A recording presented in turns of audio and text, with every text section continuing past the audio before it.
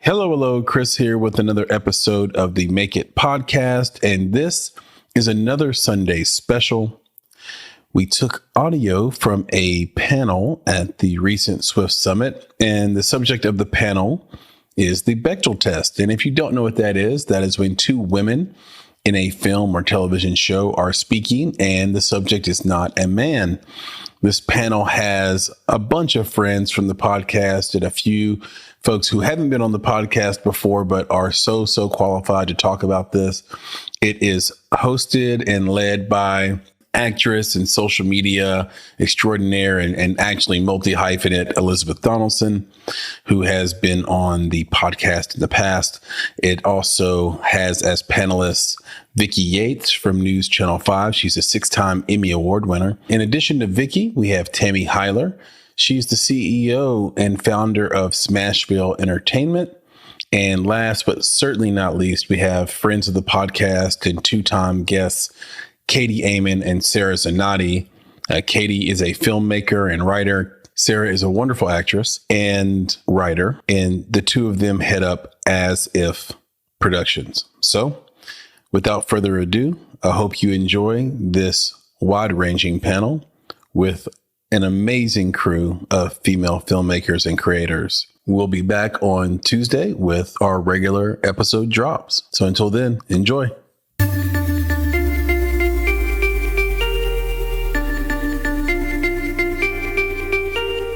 You're listening to Make It, a podcast by Bonsai Creative that helps creatives in film get where they're going faster by sharing the advice, knowledge, and insights of professional creatives across the film industry. I'm your host, Chris Barkley.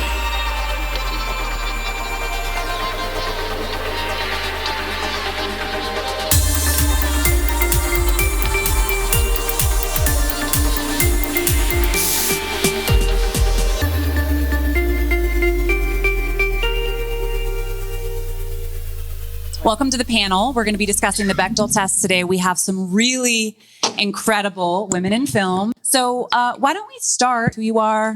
Do you want me to start? Yeah. Okay. I'm Tammy Hyler, and I am a filmmaker. I have a company called Smashville Entertainment.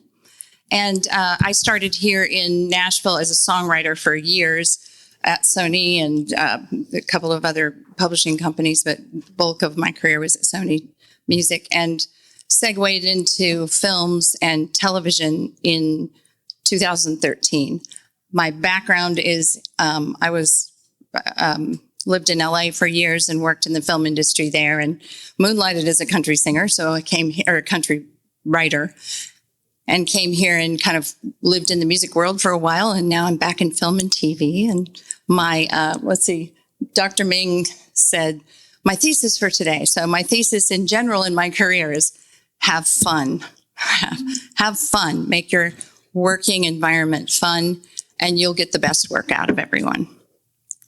Thank you. My name's Katie Amond, and I am a screenwriter, producer, director, editor. I have a production company with Sarah Zanotti here, and we make feature films, usually pretty dark ones, sometimes funny. Yeah, okay. Go ahead. Here. Thank you so much. Yes, I'm Sarah Zanotti, and Katie and I have a production company together called As If Productions, which is Amond, Zanotti, and then we love Clueless. Even though our movies don't reflect the genre of Clueless at all. We make mostly psychological thrillers with like horror elements in them, although we're starting to branch out into like dark comedy. I'm an actress. Katie directs. We write together. And I don't know, we love cheese. Yeah. We both love cheese. Okay. I don't know. I guess it's working. Okay. Yeah. I'm Vicki Yates. I work for News Channel 5. I've been working for News Channel 5 for the past 32 years. Prior to that, I worked in Pittsburgh, and prior to that, Cincinnati, and prior to that, Toledo, Ohio.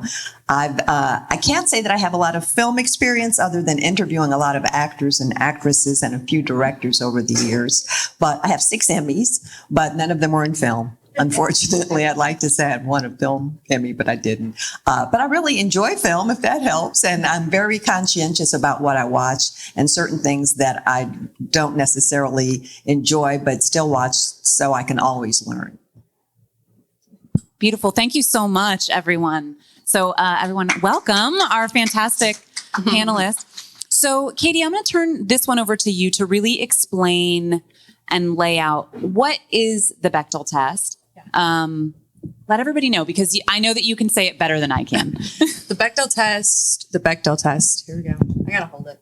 The Bechdel test started in fiction, and it was a test created to measure the representation of women in fiction. And today, in order to pass the Bechdel test, or what the Bechdel test is having a scene with two female characters or female identifying characters talking about something other than a man. Whoa. That is the Bechdel test. It's very complicated. Sex and the City has never passed it, not in one episode. Not a once. Yeah, that's essentially it. And by making sure that your script passes that test at least once or twice, you can, make sure you're properly representing both genders or all genders.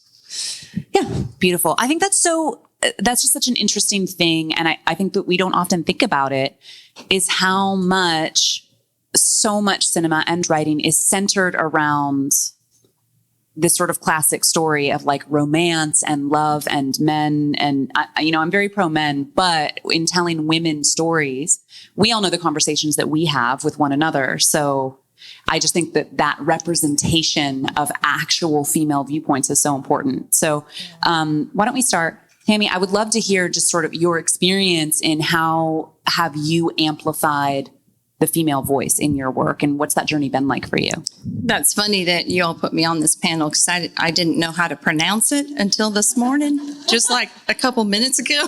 I was calling it the Bechdel test. I'm going to speak on the Bechdel test. Anyway, I happen to, I've produced 3 features and a documentary, and my newest project I just finished is a pilot for television, scripted drama series. And funny enough, it was born out of a song that I wrote a while back. It's called Way Back in the Woods. And funny enough, it's about 4 young sisters raised in the woods of the backwoods of Tennessee, never seen an iPhone, never seen a car, completely off grid. And from 15 years old on down to 9 years old, they were abandoned by their parents and left completely alone to survive by themselves, running the family moonshine business. So our story is literally female-driven, strength, survival, and sisterhood. So it's kind of encapsulates that whole thing. And they don't really know men yet, so there's not a whole lot of conversations about men in the first episode anyway. So I'm really, really happy to be, we finished the pilot. We ran it through the film festival season of 2021. We won 11 awards, and my agency, CAA, right now is pitching it, our first pitch. So we're sitting right now at A&E Studios, and they're looking at it. So say a prayer for us. Now, Katie, so with you, I'm, obviously you're a dear friend of mine. I'm super familiar with your work, and I've directed Elisabeth. She's awesome. She's an incredible director. If you ever have a chance to work with her, you are incredibly lucky. She's amazing. And if you have a chance to be her friend, you're even more blessed. She's an incredible friend. And also that sort of dovetails into, I have observed about your work, and also in knowing you and knowing the kind of friend you are, and seeing how important and how much you really represent female relationships and female friendships, even, starting with your the first film that I saw, 5 Women in the End, and, moving on, we did Rattled, and all of this is about, these female relationships. And interestingly, in Faye, it's literally a woman's relationship with herself. How did you Was that something that was always intentional for you, or was it just natural for you? I'm just interested in how you got to that place as a writer. In my writing, I think I've always written either two things: female-driven comedies or like dramedies, because I grew up on like Steel Magnolias, Thelma and Louise, Terms of Endearment, Beaches, all those like great, funny women, and then you just cry your eyes out at the end. Those are my favorite. And like I kind of missed that genre; it just disappeared. But I write a lot of that, and then I started bringing in darker elements. I've also always written horror films, which is one genre that has pretty much always had a female lead, almost always. But yeah, I think just the foundation of having or surrounding yourself with strong women is something that's just, it's very grounded in me. And I think those relationships are important, because if your actual like life relationship falls apart, what do you fall back on? It's like something that you have to like maintain and surround yourself with. And it's really healthy to also just, talk about broader topics like God or empathy or yoga. You're really into yoga. super into it. Sarah's killing it in the streets. And then Sarah, for you as an actress perspective, obviously you guys just released Faye. What was that? That was like last week. Faye is available. Faye is available on digital and VOD. It's America's first one-woman movie.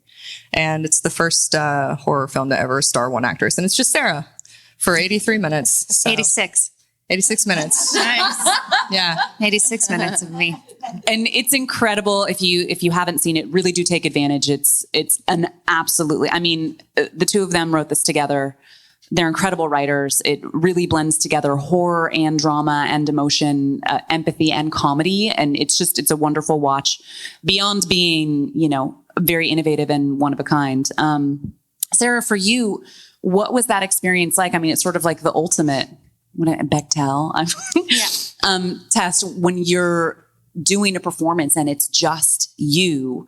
But I do feel like to a large degree in Faye, you do experience a relationship. There is a relationship, and I think that we're all familiar with the relationship that you have with yourself, and that is a real thing. So what was that like for you as both a writer, because you developed, you wrote the script, and then acting in it? How did you, just tell us about it.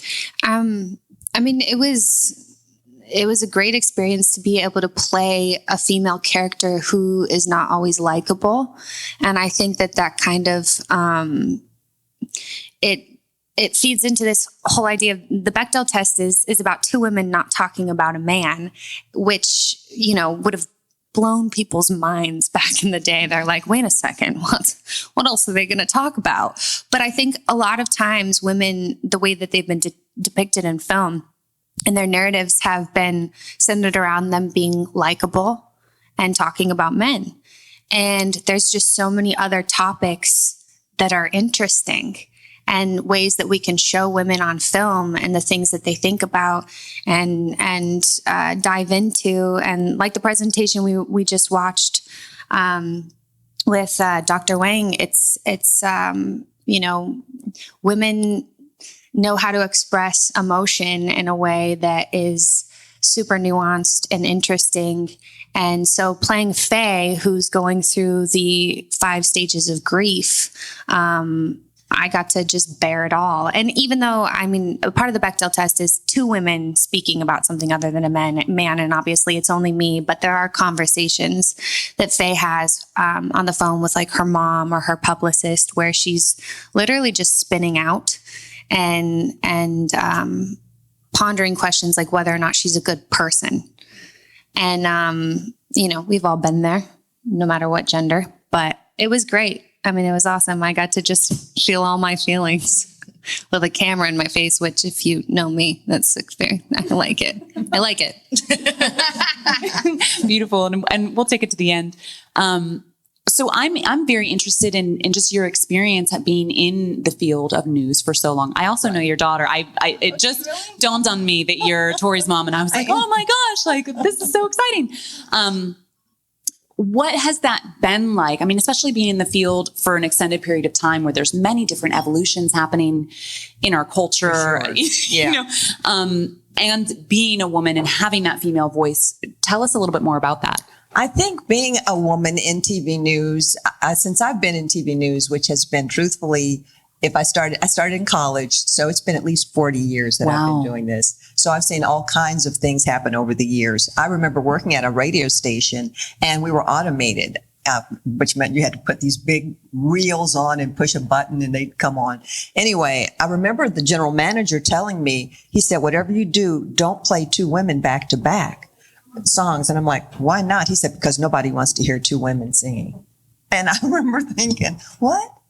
So little things like that would happen. And being in TV news, if you were a meteorologist at the time, you were a weather girl. He was the weather man or he was the meteorologist, but you're the weather girl. And even then, when I was much younger, it just didn't ring true to me because I was raised in a very strong female. It wasn't female driven, but my mother and my father were equal, and they made sure that we knew that women had their rights, as many rights as anybody else. So for me, it was kind of like, And speaking of film, though, I remember one of the first films I saw, and this is really going to date me. I don't know if anybody's even heard this movie. It was called Imitation of Life. Okay, there we go. Yeah, me too. We're all together. It was a great movie. But in that movie, because I wasn't really sure what the Bechdel test was either, but I remember at that time, it was a story of two women who came from two completely different lifestyles, but they came together to accomplish something. And I remember thinking, that's great. There was a man in it, but he was sort of like, nobody was really paying a lot of attention to him. He was just kind of thrown in every now and then. But I just thought, this is wonderful. Two women doing something. It had a sad ending. And I understand because I looked it up. I read it just yesterday that Beyonce is now going to produce a new version of it with Zendaya as one of the main characters. So that should really be something special. But it's just that when you're in news, a lot of times you couldn't do the hard news stories because they didn't think you could do them. You couldn't handle them. We can't send you out on this, but we'll send you out on, they're planting pansies, in the, at the Capitol. You can go do that story. And at the time, I just wanted the experience. So, whatever they told me, I'd have gone out and done just about anything. But after a certain point, you say, you know what? I can do more than this. And if I have to fight you and come into your office every single day to do it, that's what I'm going to do. And that is what I did. And you have to do it for others too. So when they come along, you guide them, because a lot of times when they come in, they're young and they don't know. Like, I don't know. I don't want to offend anybody. Offend. If you have to offend, offend. Because if you don't, you'll never get anywhere. So it's sort of, I'm sure it's sort of like the movies used to be, where you had to, follow a certain thing. I think about, because they've been talking about Kim Kardashian and the Marilyn Monroe dress. I wonder what Marilyn Monroe had to go through to get to where she was. I'm just sure that the things that she did, we probably wouldn't even believe. Thankfully, it's not that bad now, but it's something that still permeates. You have to kind of fight for what you want. And if you're a woman, you have to fight harder. Beautiful. Thank you so much. I wanted to open this question up to anyone who wanted to contribute. Hopefully all of you will want to contribute. This is something that my mom and I talk about a lot and that I think about a lot, that we don't really think about. Women didn't have certain rights, or women weren't seen as more than sort of an accessory to a man up until kind of recently. It wasn't until the 70s that you could have your own bank account as a woman. It wasn't really until, the 50s, 60s, and 70s that women started really getting out into the workforce en masse, et cetera, et cetera. So I'm curious as to your viewpoint on the importance of representation of women's issues and women's stories in all spaces, whether it's news or film or writing. How do you think that is helpful to all of us, men and women? I'll go first if you don't mind. Go ahead. I've had to deal with this in not only the film business now since, 2013, and then before from 82 till 92 till I moved here. But then that whole time in between in the country music industry as a, I've been blessed to have hits in the country music world. But, as a woman fighting that whole thing in the music business, so the good old boys, it's rough. It's very rough. And it's the same in the TV and film industry. I think right at this moment, we have an easier time because people, all they want is female-driven things right now. It's kind of that woke moment, thank God, that we need more women and inclusion in our pieces. But for a long time, and back to the music part, we weren't allowed, we've been fighting freaking hard to get women heard on radio, because all of a sudden, out of nowhere, we went from the queens of country music, Reba, Trisha, Pam Tillis, Patti Loveless. They were just as much on the chart as the men were. They were dropped. There was not a woman on the chart for years, and barely, Reba and Miranda survived. So we've been fighting really hard for that, and we're making headway now again in country music to get them back on the radio, because you cut out women, you cut out more than half of the country music audience. You really do. So in film and television, it's so important. I mean, I miss that. That's my favorite genre, the, laugh till you cry and then laugh again. But the whole world misses those stories if you don't tell the women's side. And they don't all have to be rom-coms, but men really do want to hear women's stories, whether they admit it or not. He's back there going, Thank you for that. But so yeah, it's important for all of us to put your head down and keep going, because it's just really, really important to put that out there. It doesn't matter what they say. It doesn't matter what they tell you need in the movie or in the TV show. Ignore it. Make your piece. Yeah. Do it anyway. And just let the audience decide, because at the end of the day, the people who watch or listen are going to decide what's a hit. Yeah. I think it's also, there's nothing better than going to see a movie and feel like it was honest and truthful, and you can see a piece of yourself in that movie. And if we aren't being bold, and like Vicki said, even being brave enough to offend, but if it's the truth, if it's your truth and it's your story, then chances are maybe it's somebody else's story. And I just think it's important that we be vulnerable in that way, that we be just kind of brutally honest with how we feel and how we want to represent that, especially in media, in film, because that's where people go to see that. I mean, sometimes we don't even get the chance to really know how we're feeling until we see it in front of us on a screen, and we're like, oh gosh, I feel really understood right now. So super important. So to go back to what you said about, like, it started in the 70s, because in the 60s, in the 50s and up into the 60s, like, women would wake up in perfect makeup. It would be like Doris Day and Rosemary Clooney and all of this. But then in the 70s, that's when you got like Shelley Duvall and Ellen Burstyn and these women that show themselves, and they get angry and they cry and they get ugly. And it's the kind of performances that just punch you in the gut and you can't stop talking about it. And then I think that it's just so incredibly important to, when you write characters, just to ask those questions. Like, am I portraying this person as a person with feelings, and what's her goal and what's the situation, and how is this going to affect it?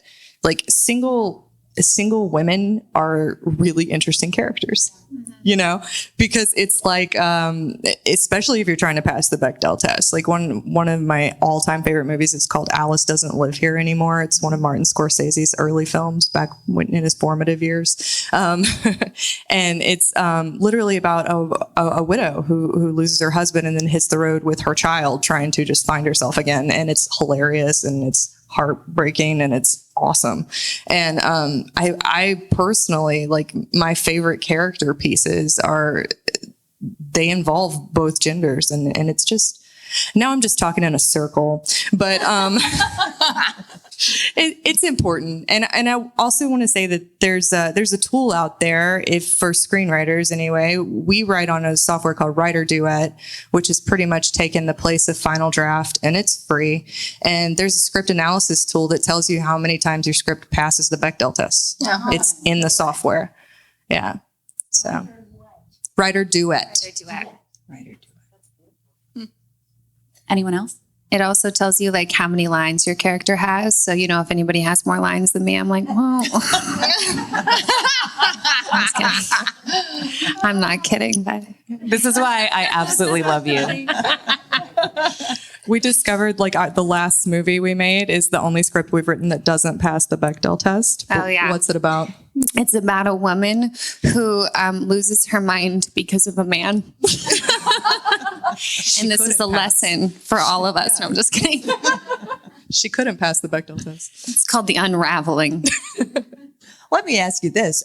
One of the movies that I was considering for the Bechdel test, and you can tell me because you'll know more than I will, Mean Girls, would that be, because the men seemed like they were secondary. It was more the girls who were like going at each other or talking to each other. And I thought that would pass. Yeah, it passes. And it doesn't have to be the entire movie. Like you can talk about men in the movie. Like one of my favorite movies that passes it with flying colors is How to Lose a Guy in 10 Days. Like those women talk about politics and food and stuff, you know, like any scene with friends, they're like really just. When she takes the bite of the burger, it makes me want a burger every time. I want one now. Yeah.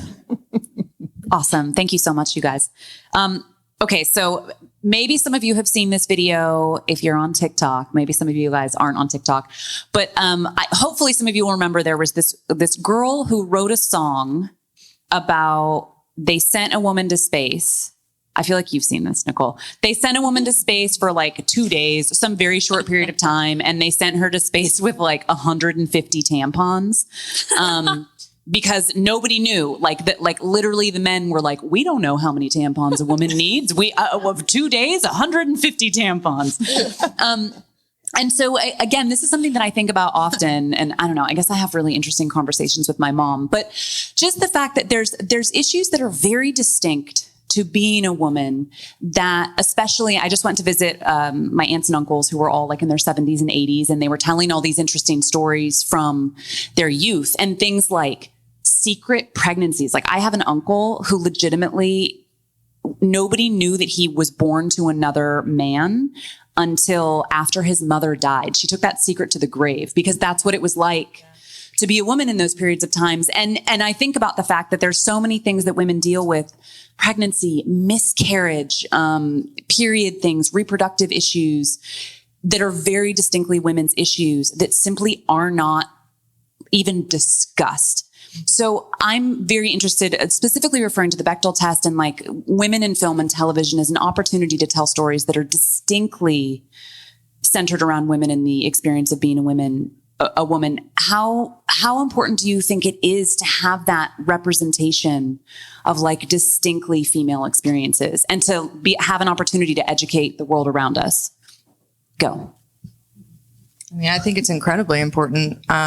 It just opens up a perspective to anyone who's never seen it. You know, it's like having, you know, like you never discuss politics or religion at the table. Mm-hmm. Do it in movies, you know, like, yeah, I think movies are a safe place to explore, controversial issues or things that we don't want to talk about because it's surrounded by just decades of shame.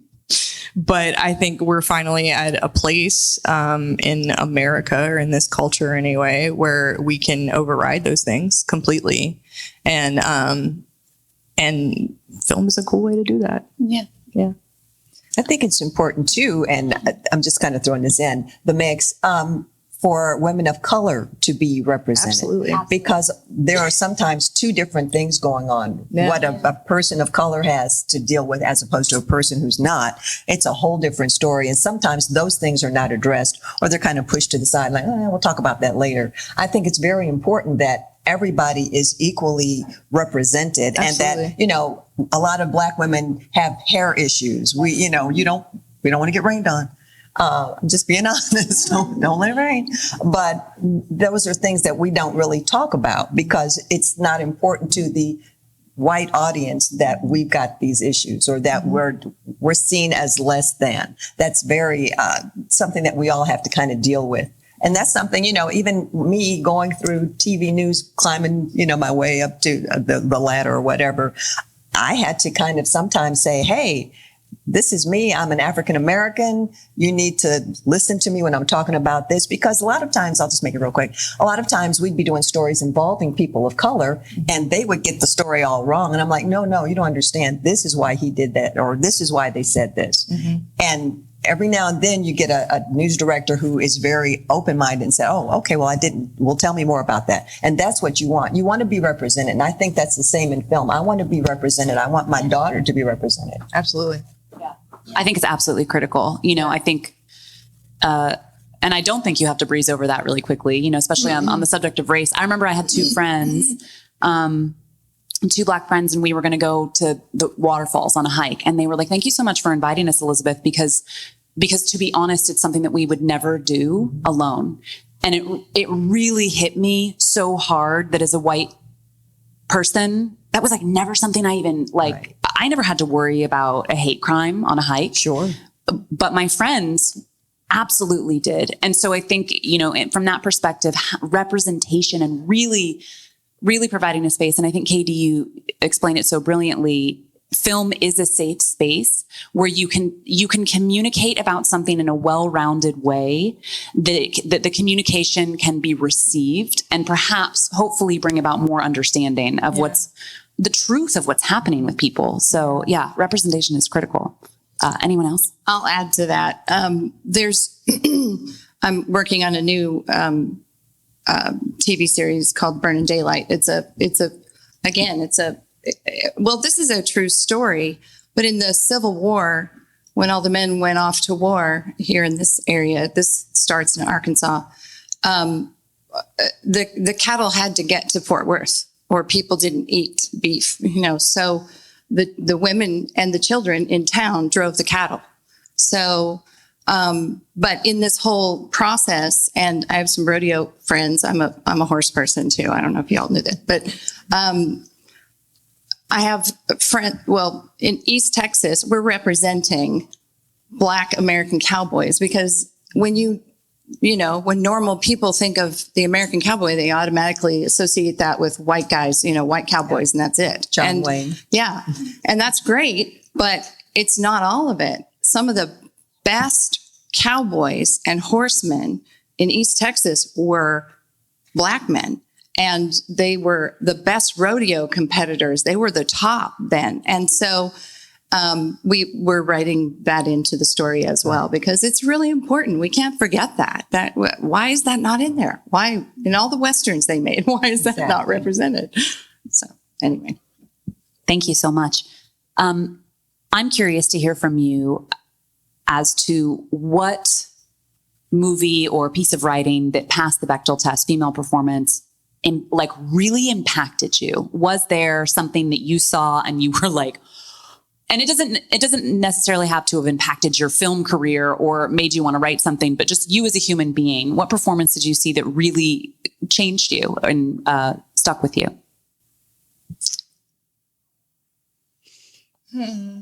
Okay. I mean, Katie and I are horror fans and we love The Exorcist. Ellen Burstyn's performance in The Exorcist was pretty phenomenal. A mother being terrified of losing, or her daughter losing her soul, essentially. Yeah. It's really a love story between the mom and the daughter. And, obviously all of the spiritual elements that go into that, super phenomenal. I mean, Ellen Burstyn in general, she's always been so gritty on film, and was never afraid to expose, just those unpretty, the raw emotion behind what a person can go through. Yeah. I think for me, that just popped into mind was Terms of Endearment.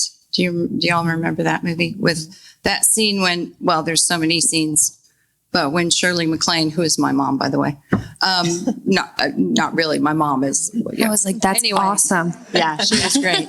She was awesome. She all called of our herself moms. Yeah. Colorful. So, but that scene when she goes out into the nurse's station and walks around and says, "Give my daughter the shot. Give my daughter the shot." Well, that was ugly, was phenomenal. And it was classic moment. Completely guttural. My daughter's hurting. Somebody do something right now. That there is a moment of, that's not about a man. That's about the woman and the daughter and that mom. I can't even think of it. I have a daughter. Maternal. That maternal, Yeah. On film. Yeah, the Exorcist is definitely one of them. Yes. Thelma and Louise is a big one for me. Huge. And then I would say most recently, and this is something I know that we've both watched a ton of times, is Booksmart. Paddington 2. Paddington 2. Everything boils down to Paddington 2. That's in her top 10, although I don't think it passes the Bechdel test. Booksmart's a really, really brilliant, hilarious, modern, it's so good. Female friendship story about high schoolers that are, they're just, it's great. Everything about that movie is pretty perfect. Mm-hmm. And it passes the Bechdel test with flying colors. I'm a fan of, and I don't think it passes the Bechdel test. 9 to 5. I love that. I just love their camaraderie between the three of them. And I know there was a guy involved. I think he was the boss, and he was involved. But I just thought that they just gelled so well together that it was just. Well, their commonality in that was the unfair treatment at work. So, it's like an honorary Bechdel test. Honorary. It was the first. It was the first movie to show like women in a professional lifestyle smoking weed. That's important. That's right. That's Lily Tomlin. That's a moment in film history. Thank you all so much. Country music was represented. Awesome. So I guess what, to kind of, as we move towards the end, what advice do you all have? I mean, obviously all of you are strong women, strong creative women who have really made a road for yourself and created something. What is your advice to everyone out here in the audience on, how to really push further with themselves? Okay. I would just say that every story is important. And so if there's something that you feel really passionate about and you want to put it on paper and then hopefully eventually on screen, to just, take off all of the layers and let it be as truthful as you can possibly make it without thinking about maybe, I'm not great at this because she's like, Sarah, we have to make our movies palatable for people to consume. And I'm like, yeah, but everybody dies. Everybody dies. That's the end. But I would say writing your story as truthful as you can and not necessarily worrying about whether or not how it's going to be received or how people feel about it. Because, hopefully, like I said before, if somebody's watching that film and that's also a part of their experience, then that's I mean, that's the goal. We want to make films that bring people together and connect them and make people feel understood and represented.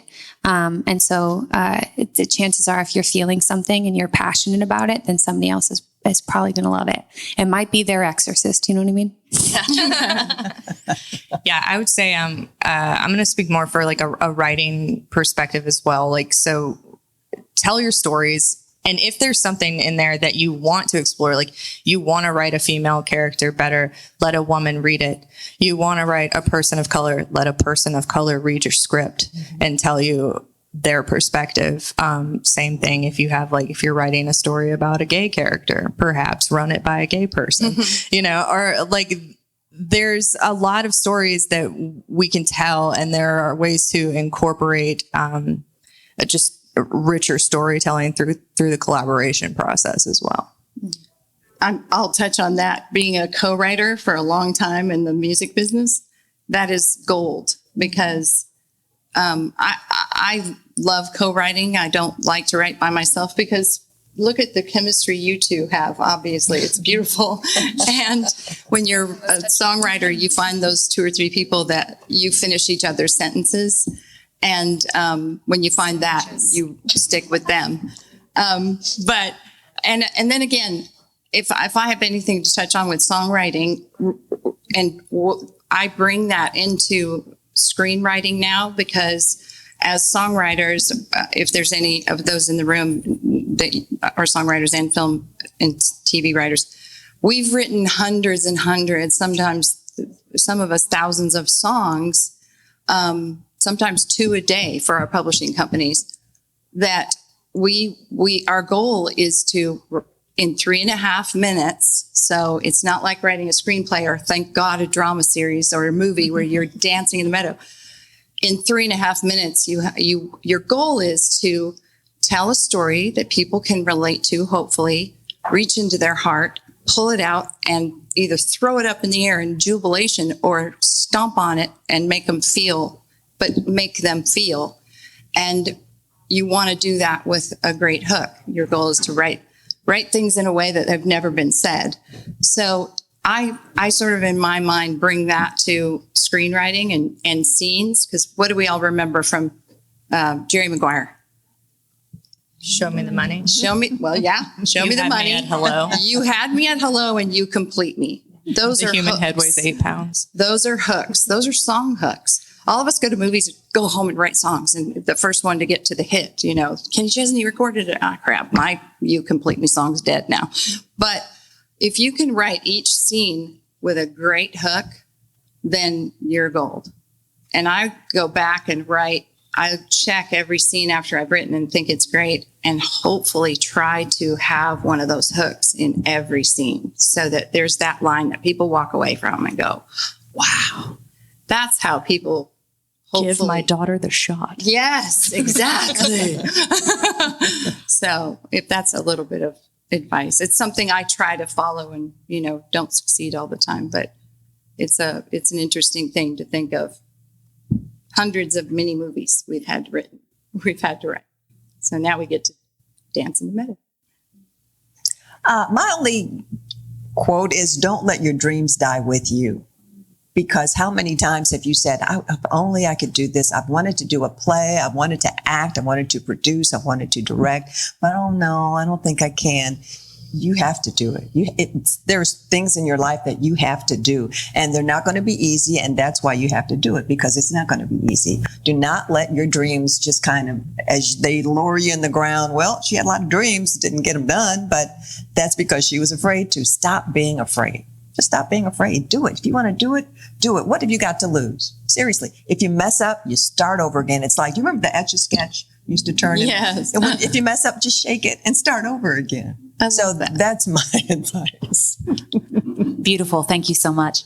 I think that in general, women want to lift each other up. Mm-hmm. I think there's competition. It's healthy competition. There's some jealousy in my environment anyway, behind the scenes. It's a healthy jealousy. I definitely want to see my fellow women, all my female friends succeed. And then, something to be said about the diva aspect or the catty attitude or whatever. A lot of times, and I think this is something that we've even talked about with like Tom Hardy. Yes. It's a woman just setting a boundary or just taking her power and putting her foot down, which it would be fine if it were, like from a director's perspective or from an actor's perspective, no one would blink if a man said this. And sometimes if a woman just sets a boundary, she's now catty or highly demanding. But I think that's a compliment, In the music studio, they call you a bitch. Yeah. If you get that reputation, then, I want to work with you. And that's why we're business partners. That's why we're... On our last film that we did, I had a birth scene, and Nicole here was there. She was a producer and hair and makeup, and then Katie was directing. And I just remember feeling so comforted by all of the women in the room. And one of our PAs, who was her one of her first films working, she was like, "It was like you were all her doulas." And I was like, it kind of felt like that. But there's nothing better for me than showing up on set and having another woman there, because sometimes I'm nervous or I'm scared. And not that I don't also go to my male co-stars or friends or whoever's working on set, but there's just, for me, I am, I don't know. There's nothing more comforting for me than showing up. And I don't, the women that we've been lucky enough to surround ourselves with have been nothing but supportive and have met me in the deep end when I feel like I'm drowning. There's an innate like nurturing sense to most women, like the maternal thing or whatever, like if a kid is lost, they go find a woman. Katie has held me like a baby multiple times. But yeah, and a huge part of just of working together, a lot, just the culture's changing. We're like still answering this question about catty women, but I'm like, is it time for us to wrap it up? Cool. All right. The culture's changing, and a lot of it has to do with collaboration, with consent culture, and with just the fight for equality in general. And Elisabeth, I'm going to hand it back to you to like put a bow on it. Well, I mean, I think you guys do. I think everyone here does such a great example of, if you want a strong community, you build a strong community. If you don't want to experience cattiness, then you aren't catty. I think that whatever, I mean, not to sound, like I'm a mystic, but like what you are seeking and the vibration that you put out is what you're going to find. So if you find yourself surrounded by environments where everyone is catty and cutting each other down, well, remove yourself from that environment and go find an environment where people are building each other up and helping each other up the mountain and creating a brand new culture. Because that's the only way that we evolve, There's my bow. Oh. No, I was going to add something really quick. I think that the industry also used to be, there weren't a lot of female filmmakers. And so a lot of times there was that one token like female role that, the industry used to pit actresses against each other in order to get that one thing. But I think now with more females making films and producing and stuff like that it's less of an issue. And I also think it's like, know your worth. Not every role is for you. And sometimes like Elisabeth is an actress that I am always inspired by and look up to. And Lord knows there are roles that I'm like, that's hers. That's Elisabeth's, you know what I mean? And anyways. Beautiful. Thank you. Not a bow, but whatever. A tag, if you will. That's that. But yeah, I mean, we just definitely want to encourage everyone to get your piece of the pie, because it's important. And because, like we've said so many times, representation matters. And you have to write your script and you have to make your things and you have to really make it so that other people can also make it too. So we're all forging the path together. I just want to thank you all for attending today. I want to thank our lovely panelists. Let's give them a round of applause.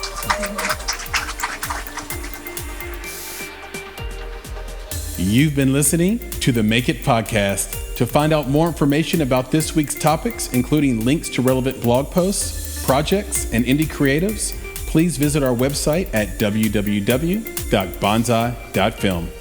If you haven't already, you can join our podcast community on Apple Podcasts or the podcast app of your choice by searching for Make It Bonsai Creative, and the show will pop right up. You now have the opportunity to support the production of this podcast. If you love Make It and are a true fan of what we're trying to accomplish in the indie film community, please visit www.bonsai.film and click Contribute. Contributions start at only $5 monthly. You can follow us on Instagram and Twitter at _Bonsai Creative and on Facebook by searching for Bonsai Creative. You can provide feedback to us via email at contact@bonsai.film, and you can follow me, Chris, on Twitter at FlamingYourHeart. That's FlamingYurHeart. And of course, if you're looking to take a big step towards your filmmaking success, go to www.bonsai.film and click on Services to explore a variety of offerings from keynotes and panels to pitch readiness assessments and so much more. You have everything to gain. Until next time, be better, be creative, be engaged, and thank you for listening.